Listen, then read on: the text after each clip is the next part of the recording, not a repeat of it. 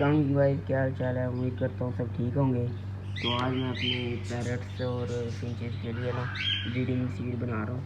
तो इसका आपको बताते हैं कि क्या क्या चीज़ें इसमें करनी है। ये सबसे पहले मैंने बाजरा ले लिया, जो मेरे परिंदे खाते हैं। आम जो सा बाजरा मिल जाता है वो बाजरा ले लिया है। इसके अंदर ये देखें, ये मैंने काट के ना ये मछली वाले कैप्सूल 12 से 15 मछली वाले कैप्सूल हैं। तो 600 यहाँ के कैप्सूल हैं 4। और उसके अलावा ये लाल जो से हैं ये वाले 4 कैप्सूल हैं।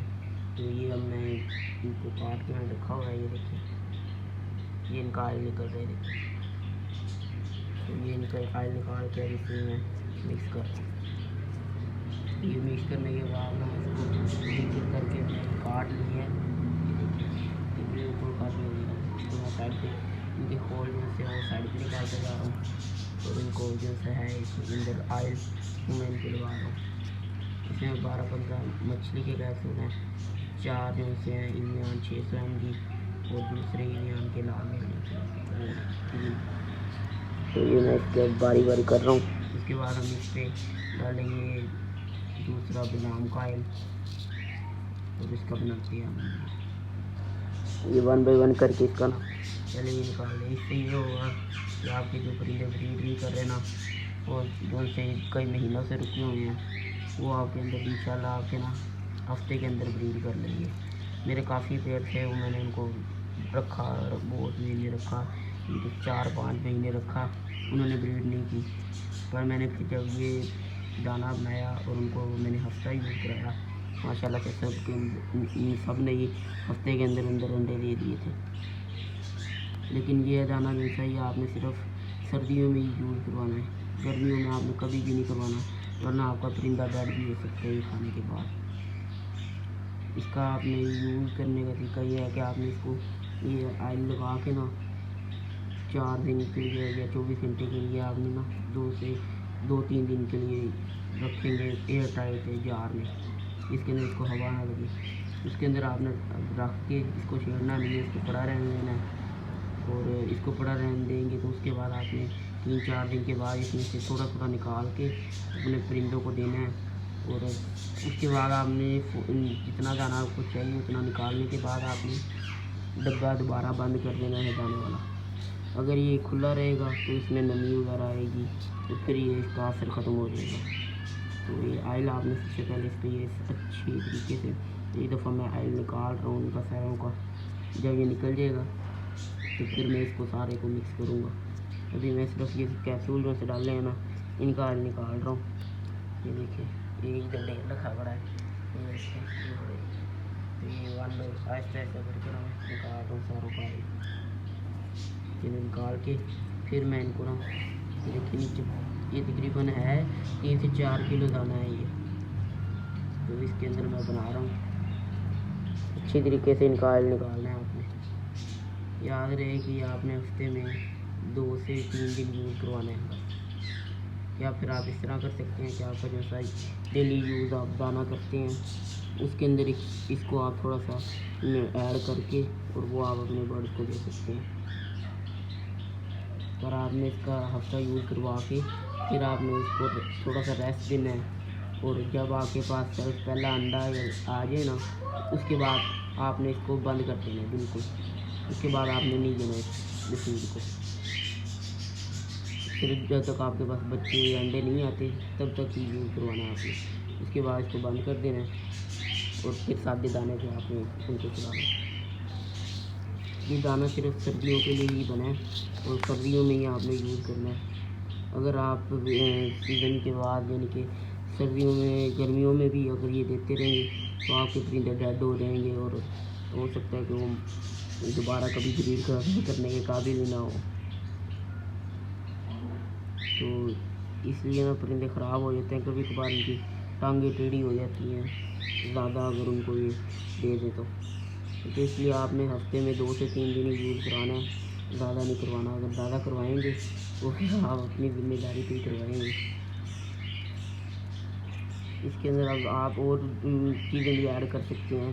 मैंने तो सिर्फ फ़िलहाल बाजरा ऐड किया है। बाजरा इसलिए क्योंकि दूसरे जो से जितने भी सीड हैं वो सब के ऊपर ना छिलका होता है, तो वो छिलके के ऊपर ही सिर्फ ये ऑयल लगता है, अंदर तो जा नहीं सकता। इसलिए बर्ड जब खाता है वो छिलका छिलका उतार के खाता है चीज़ को, तो वो फिर सारा दाना नीचे छिलकों के साथ लग के ज़ाया हो जाता है ऑयल वगैरह। तो इसलिए मैं बाजरा ले रहा हूँ, बाजरा भी सारा जज़ब कर लेगा।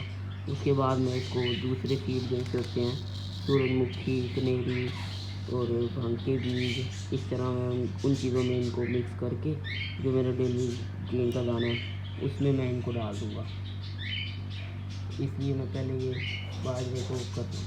हो सके तो आप बाजरे को थोड़ा सा ना चूल्हे पर गर्म कर लें हल्का सा, ताकि जब आप ईमान का कैप्सूल, क्योंकि ठंड होती है तो ये जम जाते हैं, तो इसका लिक्विड जब आप वो गर्म करेंगे तो वो बड़ी अच्छी तरीके से मेल्ट होके और सारे के साथ ये ना लग जाएगा। तो तभी भी ये देखिए थोड़ा थोड़ा ना अंदर इसके बच जाता है। ये देखिए वैसे तो सारे खाली हो गए हैं, पर थोड़ा थोड़ा फिर भी अभी है। तो ये भी आपने सारा निकाल लेना है अच्छे तरीके से, क्योंकि ये बड़ा है ना इसलिए इसमें से अच्छे तरीके से। या ये दाना आप सारे बर्ड्स को दे सकते हैं अपने, कोकटेल, जावा, रिंगनेक, रा, सबको आप करवा सकते हैं।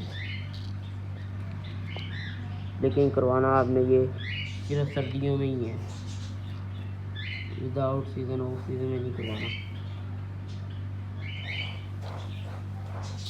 देखिए सारे हो गए हैं, ये बस एक रह गया, इसको मिक्स करता हूँ, उसके बाद दाना रेडी हो गया हमारा।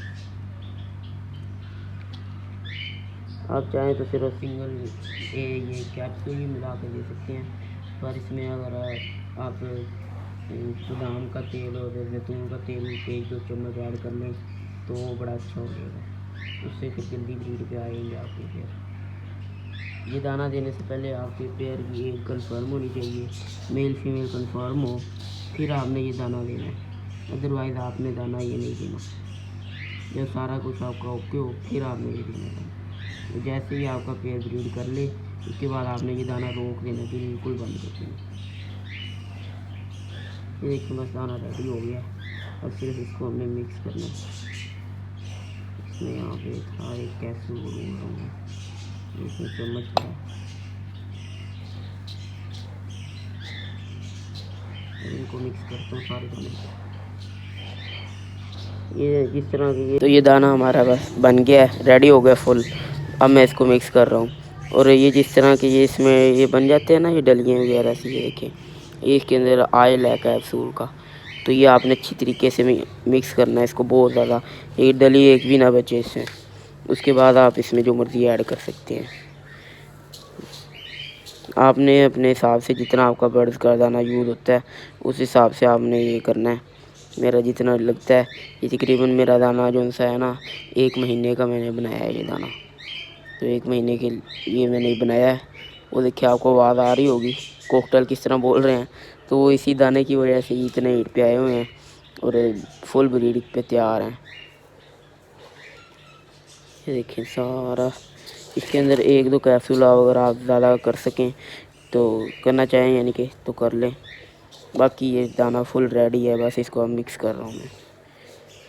दाना ये मेरा थोड़ा ज़्यादा है, आप थोड़ा सा कम यूज़ जितना आपका होता हो उस हिसाब से आप बना लें, क्योंकि मेरे काफ़ी बर्ड्स हैं तो उनके लिए इतना ही दाना यूज़ होता है। ये मैंने जावा को भी दिया है अपने बर्ड्स को, तकरीबन सारों को ही मैंने यूज़ कराया है। हालांकि फिंचेस को भी यूज़ कराया है, वो भी इसी से ब्रीड कर गई थी मेरी, क्योंकि दाना बहुत ज़्यादा महंगा हो गया, इसलिए मैंने ना अपने आधे से ज़्यादा बर्ड्स जो उनसे हैं वो इस दाने पे मैंने कर ली हैं, बाजरे पे। यानी यकदम नहीं किए मैंने दाने पे, आहिस्ता आहिस्ता मैं उनकी कंगनी वगैरह में और दूसरे सीड में बाजरा ऐड करता अब तकरीबन सारे ही मेरे बाजरे पे चल रहे हैं। यानी कि 80% बाजरा होता है और 20% उसमें दूसरे यानी कि कंगनी वगैरह और दूसरे सीड्स होते हैं। ये देखिए ये दाना अब सारा एक यकजान हो गया, देखिए कोई भी अब इसमें डली नहीं बची। ये देखिए ये बिल्कुल चमकदार हो गया। ये देखिए अब इसके ऊपर मैं इसको अच्छे तरीके से कर रहा हूँ ताकि इसमें कोई चीज़ बचे ना। ये देखें कैप्सूल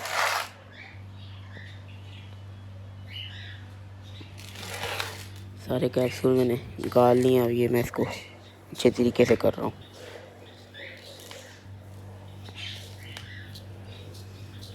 चलें जी, बस दाना हमारा अब रेडी हो गया। अब इसको हमने ना एक एयर टाइट जार में डाल के रख देना है 3 से 4 दिन के लिए। उसके बाद जब ये 3-4 दिन पड़ा रहेगा एयर टाइट जार में, उसके बाद हमने वो जार में से थोड़ा थोड़ा निकाल के अपने बर्ड्स को यूज़ करवाना है और हफ्ते में 2 से 3 दफ़ा यूज़ करवाना है। और आपके मेल फीमेल कंफर्म हो, उनकी एज कंफर्म हो, उसके बाद आपने ये दाना यूज़ करवाना है। अदरवाइज़ आपने बिल्कुल भी नहीं करवाना। अगर आप ये करवाएंगे तो आपके बर्ड्स को नुकसान भी हो सकता है और वो डेड भी हो सकते हैं। तो इसलिए जब आपकी सारी चीज़ें पूरी हों फिर आपने ये देना है। और ये सिर्फ सर्दियों के सीज़न के लिए ये दाना है। आपने सर्दियों के अलावा आपने किसी भी मौसम में ये बर्ड्स को नहीं देना। उम्मीद करता हूँ ये आपको अच्छा लगा होगा आज का व्लॉग। तो मिलते हैं नेक्स्ट व्लॉग में, तब तक के लिए अल्लाह हाफिज़।